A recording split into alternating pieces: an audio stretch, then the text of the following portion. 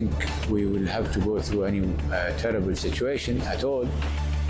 And global policymakers and central bankers descend on Morocco for the IMF World Bank meeting just a month after a deadly earthquake rocks the country. The fund says it is monitoring developments in Israel and Gaza, although it is too early to assess the economic fallout.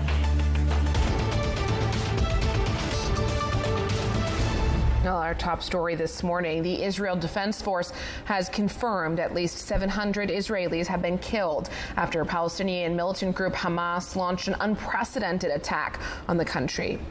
The IDF warned that the number is expected to rise, with thousands injured. Israel has formally declared war and launched a series of retaliatory airstrikes. The Palestinian Ministry of Health has confirmed 493 people have been killed in the Gaza Strip, with an additional 14 deaths in the West Bank. Speaking on Saturday, Israeli Prime Minister Benjamin Netanyahu vowed a fierce response. What happened today was never seen in Israel, and I won't let it happen again. The entire government is behind this decision. The IDF will immediately use all its strength to destroy the capabilities of Hamas. We will defeat them to death and take revenge for this black day they have inflicted on the state of Israel and its citizens. U.S. Secretary of State Antony Blinken told NBC's Meet the Press the attacks could be motivated by an effort to derail diplomatic progress. It's entirely possible that one of the motivations for this attack was to try to derail these efforts to advance normalization, something that is very hard. There are a lot of really challenging issues to work through. We're in the process of trying to do that. But the result would be, if we were able to get there, a much different path for the region and for the future, a path of greater stability, of greater integration, of people working together to better their lives. That's in stark contrast to the path that's offered by Hamas. A path of violence, killing, horror, terror, a path that offers absolutely nothing to the Palestinian people. In fact, what it offers is more suffering, not less. So it's a pretty stark choice. And the fact that Hamas, Hezbollah, Iran are lined up against that vision, I think speaks volumes. At the same time, as we're pursuing normalization, it's imperative that it not be a substitute for Israelis and Palestinians resolving the differences between them. On the contrary, it needs to be something that actually advances that prospect and supports it. Well, like everyone, we are here trying to understand the implications of this weekend's attacks. Jumana is in Marrakesh, as you can see there on your screen. She's there for the IMF World Bank annual meetings. Jumana, I wonder to what extent the attacks over the weekend will come to dominate the agenda this week at the annual meeting. Certainly a number of big questions flying through investors' minds this morning. How much will the conflict escalate? What other nations could be brought in? And then, of course, from a market perspective, what do you do with exposure to the region at this stage? Well, let me just bring it back to the IMF annual meetings, Juliana, and the reason why we're in Marrakesh. IMF have a policy of every 3 years rotating their destination location to hold these annual meetings. And these meetings were supposed to be held in Marrakesh throughout the course of the pandemic. Were pushed back a couple of years. So here we are right now. It has been several years in the making. And of course, the reason it's being held here is to showcase the region, to showcase it in a positive light, and to shed light on some of the major challenges facing the Middle East and North Africa region as you think of the geopolitical context today, of course, but economic challenges facing the region as well.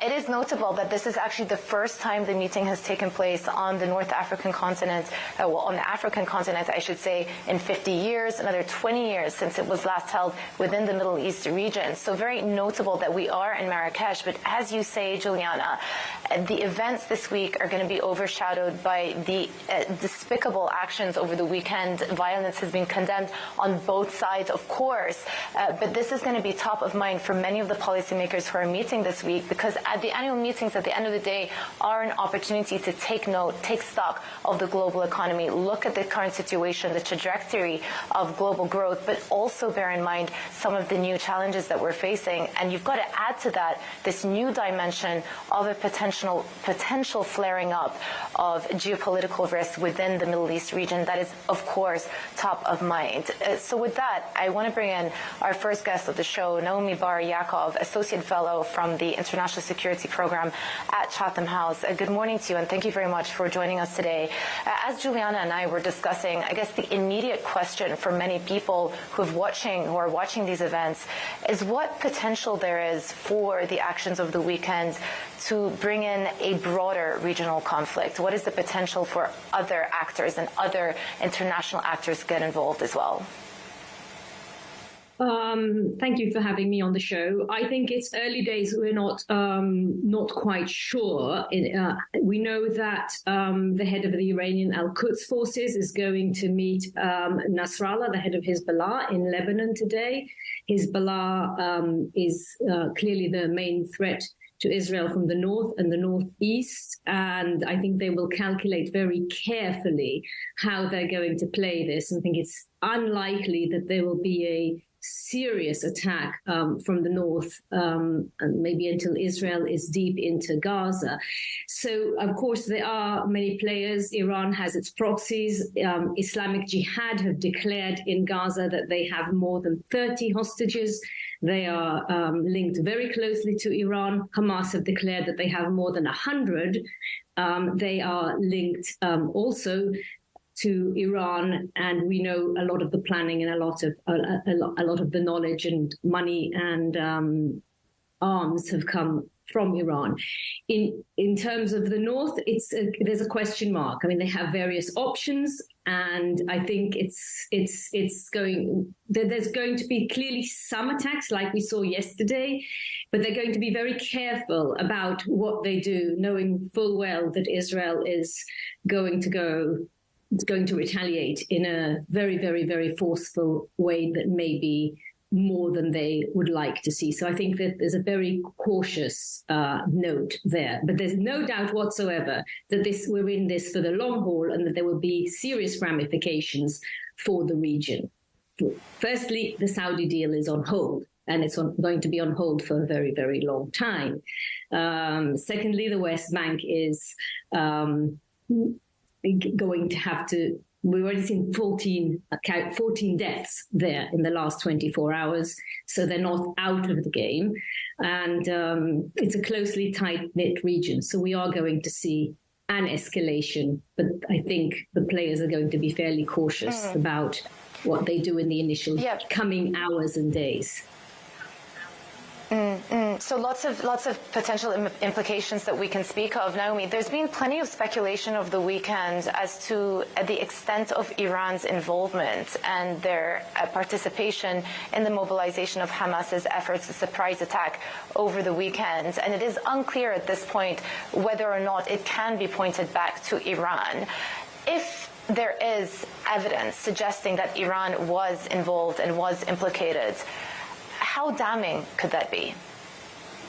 I wasn't suggesting that Iran planned the entire attack. I was just suggesting that there is no doubt whatsoever that Iran's hand is in it. Iran works through its proxies, and it has very close ties to the Islamic Jihad and has very close ties to Hamas. And I think everybody's going to be very cautious before pointing the finger at Iran, giving the regional ramifications. The US is bringing in these carriers, and that's a very, very serious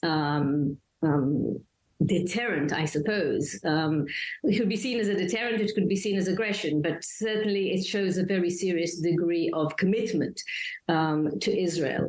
So, as I said, everybody's watching very, very, very carefully and somewhat cautiously. And if you note, Israel and the Israeli Prime Minister and all the officials who've spoken are very clear in that they say that they are not invading Gaza. I think Israel definitely does not want to occupy 2.2 million Palestinians in Gaza. That's not the aim. The aim would be to try to neutralize the entire military installations, and they're forced to govern and to force the Palestinians into a national unity government, or to force the Palestinians into some sort of government that Israel can negotiate peace with.